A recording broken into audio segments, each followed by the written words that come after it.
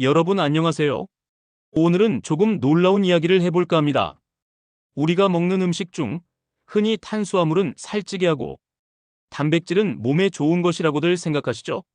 특히 요즘 유행하는 식단 방법을 보면 탄수화물을 극단적으로 줄이고 단백질 위주로 식사하는 것이 몸에 더 낫다고 권하는 경향도 있습니다.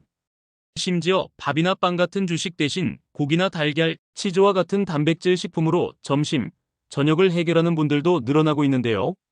이런 모습은 마치 탄수화물이 우리 몸에 문제를 일으키는 나쁜 성분이고 단백질은 먹으면 먹을수록 좋은 영양소인 것처럼 느끼게 만듭니다. 하지만 정말 그럴까요? 혹시 탄수화물을 너무 적게 먹으면 혹은 단백질을 과도하게 섭취하면 우리 몸에 좋지 않은 일이 일어날 수 있다는 생각 들어보신 적 있으신가요? 아니면 이런 극단적 식습관이 오히려 건강을 해치는 숨은 함정이 될 수도 있다는 사실 주변에서 들어보신 분이 있을까요? 오늘은 바로 이 부분에 대해 천천히 그러나 깊이 있게 다뤄보려 합니다. 아마도 여러분께서 한 번쯤은 들어봤을 만한 상식들을 좀 더 깊이 파고들며 더 나은 식생활에 도움이 될 수 있는 정보를 전달해 드리려 합니다. 어쩌면 지금 화면 앞에 계신 분들 중엔 나는 밥을 많이 먹으면 살쪄서 탄수화물을 확 줄였는데 이게 과연 제대로 된 방법일까? 라며 고민하신 적이 있을지도 모릅니다. 혹은 단백질이 좋다니까 몸 생각해서 푸짐하게 고기를 먹고 단백질 파우더도 먹는데 이게 정말 건강하게 오래 살 수 있는 비결일까? 라는 궁금증을 가지신 분도 계실 겁니다. 우리의 식생활에는 사실 오랜 경험, 문화적 배경, 개인적 신념 등이 복합적으로 얽혀 있어서 단순히 이게 맞다, 이게 틀리다로 딱 잘라 말하기 어렵습니다. 오늘 이야기는 단순한 정답 제시보다 왜? 라는 물음을 던지고 그 답을 함께 찾아가는 과정이 될 것입니다. 조금 더 솔직하게 말씀드리면 저는 오늘 이 영상을 통해 우리가 당연하게 여겼거나 혹은 유행이니까 좋을 거라 생각했던 식습관에 대해 다시 한번 생각해보는 기회를 갖고자 합니다. 지금까지 탄수화물은 죄인 취급을 받고 단백질은 무조건적으로 찬양받는 분위기가 형성되어 왔다면 이제 그 균형추를 다시 맞추어보는 노력이 필요하지 않을까 합니다. 특히 60대 이상 시청자분들께서는 건강관리에 있어 식단이 점점 더 중요한 화두가 될 텐데요. 지나치게 탄수화물을 제한하고 단백질에만 의존하는 식습관이 혹시나 혈관 건강이나 신장 건강에 악영향을 줄 수 있는지도 살펴볼 필요가 있습니다. 먼저 영상을 본격적으로 시작하기에 앞서 구독과 좋아요 꼭 눌러주세요. 영상을 제작하는 데 큰 힘이 됩니다. 사실 이런 한 번의 클릭이 앞으로 더 유용한 정보를 여러분께 전해드릴 수 있는 원동력이 된다는 점 기억해 주시면 감사하겠습니다. 오늘 영상에서는 극단적으로 탄수화물을 줄이고 단백질 섭취량을 지나치게 높였을 때 나타날 수 있는 다양한 문제점들을 차근차근 살펴보겠습니다. 단백질과 탄수화물이라는 두 영양소는 우리 몸 안에서 어떤 역할을 하는지, 그리고 왜 한쪽만 극단적으로 치우친 식습관이 좋지 않은지 구체적인 예시와 함께 알기 쉽게 설명드리려고 합니다. 또한 그런 식습관이 중장년층 이상에게 어떤 영향을 주는지, 그리고 어떻게 하면 건강한 균형을 이룰 수 있는지 등 실생활에 바로 적용하실 수 있는 팁들도 함께 나눌 계획입니다. 이야기를 시작하면서 한 가지 기억해 주셨으면 하는 점이 있습니다. 우리는 모두 각기 다른 몸과 생활 패턴을 지니고 있다는 점입니다. 똑같은 식단이 누구에게는 건강에 이롭고 다른 누군가에게는 독이 될 수도 있습니다. 중요한 것은 극단적인 선택보다는 조화로운 선택이며 유행보다는 자기 몸의 신호를 잘 듣는 것이라는 사실을 강조하고 싶습니다. 이제 본격적으로 몸속에서 탄수화물과 단백질이 어떤 역할을 하며 왜 이 둘 사이의 균형이 중요한지 알아보겠습니다. 자, 이제 본격적으로 이야기를 나눌 텐데요. 다양한 측면에서 탄수화물 부족과 단백질 과잉 섭취가 어떤 문제를 일으킬 수 있는지 단계별로 살펴보겠습니다. 첫째로, 탄수화물이 우리 몸에서 어떤 역할을 하는지부터 생각해 보겠습니다. 흔히 탄수화물은 살찌게 만든다고 생각하기 쉽지만 사실 탄수화물은 우리 몸의 가장 기본적인 에너지원입니다. 탄수화물을 섭취하면 이들이 포도당 형태로 분해되어 혈액에 흡수되고 우리의 세포는 이 포도당을 주요 연료로 사용합니다. 특히 뇌는 포도당을 주 에너지원으로 활용하는데 이를 극단적으로 줄이면 두뇌 활동에 장애가 생길 수 있습니다. 쉽게 피곤해지고 집중력이 떨어지고 심지어 감정 기복이 심해질 수도 있습니다. 몸이 필요로 하는 적정량의 탄수화물을 장기간 무시한다면 에너지가 부족해져 일상 활동에도 지장이 생기고 몸 전체가 힘이 없다는 느낌을 받게 됩니다. 다음으로 탄수화물을 극단적으로 제한했을 때 나타나는 대사적 변화에 주목해야 합니다. 몸에서는 탄수화물이 부족하면 대체 에너지원으로 지방과 단백질을 사용하려 하는데 이 과정에서 케톤체가 많이 만들어집니다. 케톤체가 많은 상태는 일시적으로 다이어트에 도움된다고 믿는 사람들도 있지만 장기간 이어지면 몸에 무리가 갑니다.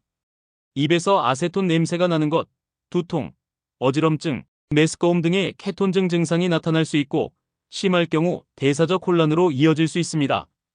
특히 연세가 있는 분들은 이러한 변화에 더욱 민감하게 반응할 수 있으며 기존에 가지고 계신 기저질환에 악영향을 줄 수도 있습니다. 셋째로 단백질 섭취를 지나치게 늘리는 경우를 생각해 보겠습니다. 단백질은 근육 형성에 도움이 되고 세포 재생에도 중요한 역할을 합니다. 하지만 모든 것이 그렇듯 과하면 독입니다. 단백질을 과잉으로 섭취할 경우 신장에 부담을 줄 수 있습니다. 신장은 단백질 대사 산물 예를 들면 질소화합물을 걸러내는 일을 하는데 단백질이 지나치게 많아지면 신장이 혹사당할 수 있고 이에 따라 신장 기능 저하, 요산 수치 증가, 통풍 위험성 증가 등의 문제가 생길 수 있습니다. 또한 단백질 과잉 상태에서는 체내에 산성 물질이 늘어나 몸의 산도 균형에 악영향을 미칠 수 있습니다. 넷째로 단백질 과다 섭취는 반드시 고기의 형태로만 나타나는 것은 아닙니다. 단백질 파우더나 단백질 바, 각종 보충제 등 다양한 형태로 단백질을 보충하는 시대에 살고 있습니다. 특히 근력을 유지하거나 늘리고자 하는 목적으로 이런 보충제를 먹는 경우가 많은데 지나친 섭취는 장에 부담을 줄 수 있습니다. 변비나 소화 불량, 심지어 장내 미생물 환경의 불균형을 초래해 면역력 저하로 이어질 수도 있습니다. 장내 환경은 생각보다 우리 건강 전반에 큰 영향력을 행사합니다. 면역세포의 상당수가 장에서 활동하고 있기 때문에 장내 환경 균형이 무너지면 감염에 대한 취약성도 높아질 수 있습니다. 다음으로 극단적인 탄수화물 제한과 단백질 과잉 섭취가 중장년층 이상에게 어떤 의미를 가지는지 생각해 봅시다. 나이가 들수록 신체 대사 능력이 서서히 저하되고 신장 기능 역시 예전보다 예민하게 변합니다. 특히 고기 위주의 식사가 지속되면 콜레스테롤 수치 증가, 심혈관 질환 위험 상승 등의 문제가 촉발될 수 있습니다. 또 단백질을 과하게 섭취한다고 해서 근육이 마법처럼 유지되는 것은 아닙니다. 오히려 신장 부담으로 인해 전반적인 건강 상태가 나빠지면 근육 감소를 막는 것이 더 어려워질 수 있습니다. 나이가 들수록 건강한 식습관은 단순히 몸매가 아닌 생명과 삶의 질에 직결되는 문제입니다. 그 다음으로 현대사회에 만연한 다이어트 문화와 식습관 트렌드를 짚어볼 필요가 있습니다. TV나 인터넷, 그리고 주변 이야기만 들어도 탄수화물은 악이다라든지 단백질은 많이 먹을수록 좋다는 단편적인 메시지가 쉽게 전해지고 있습니다. 하지만 영양학자나 의사들의 권고사항을 들어보면 결코 그렇게 단순하지 않습니다. 탄수화물도 정제되지 않은 통곡물이나 현미, 귀리 등 좋은 형태로 섭취할 때 우리 몸에 유익하고 단백질 역시 살코기나 콩류, 달걀, 생선, 오메가3가 풍부한 견과류 등을 통해 균형 있게 섭취할 때 진정한 가치를 바랍니다. 어느 한 영양소만을 추종하거나 어느 한 영양소만을 악으로 규정하는 극단적 태도는 오히려 건강을 훼손할 수 있습니다. 다음으로 건강한 식생활은 탄수화물, 단백질, 지방이 적절히 어우러진 균형을 갖추는 것이 핵심입니다. 탄수화물을 극단적으로 줄이기보다 과하게 정제된 탄수화물을 통곡물로 대체하고 설탕이나 과자, 단맛이 강한 가공식품을 멀리하는 것이 낫습니다. 단백질도 고기만 먹을 것이 아니라 식물성 단백질이나 생선, 달걀, 두부, 콩류 등을 골고루 섭취하는 식으로 다양성을 확보할 필요가 있습니다. 균형 잡힌 식단이라는 말은 식상하게 들릴 수 있지만 사실 이만큼 과학적 근거가 탄탄하고 장기적으로 건강에 도움을 주는 전략은 드물다고 할 수 있습니다. 이어서 극단적인 탄수화물 제한은 장기적으로 지속하기 어렵다는 점도 문제입니다. 사람은 빵, 밥, 국수, 감자 등의 음식을 사회문화적으로 오랜 기간 섭취하며 살아왔습니다. 탄수화물을 전혀 먹지 않는 식습관은 평생 유지하기 힘들 뿐 아니라 정서적인 만족도도 떨어뜨립니다. 결국 극단적인 식습관은 오래 지속하기 어렵고 그 결과 요요 현상을 겪거나 식이장애로 이어지는 경우도 생깁니다. 이는 건강을 위해 시작한 식습관이 오히려 심리적, 신체적 불편을 가져오는 역효과를 불러일으키는 안타까운 상황입니다. 한 걸음 더 나아가 단백질에 대한 맹신은 그 영양소 자체를 오해하는 결과를 낳습니다. 단백질은 근육 형성과 세포 회복에 중요한 영양소이지만 그만큼 중요하다고 해서 과잉 섭취가 더 좋은 결과를 낳는 것은 아닙니다. 오히려 적정량을 넘어서면 신체 부하 증가, 소화불량, 혈관 질환, 위험 증가 등 여러 문제가 생길 수 있다는 점을 명심해야 합니다. 특히 하루 종일 앉아 있거나 큰 근력 운동 없이 그냥 단백질만 잔뜩 먹는 식생활은 그저 몸에 부담을 줄 뿐 장기적으로 건강 증진에 별 도움이 되지 못합니다.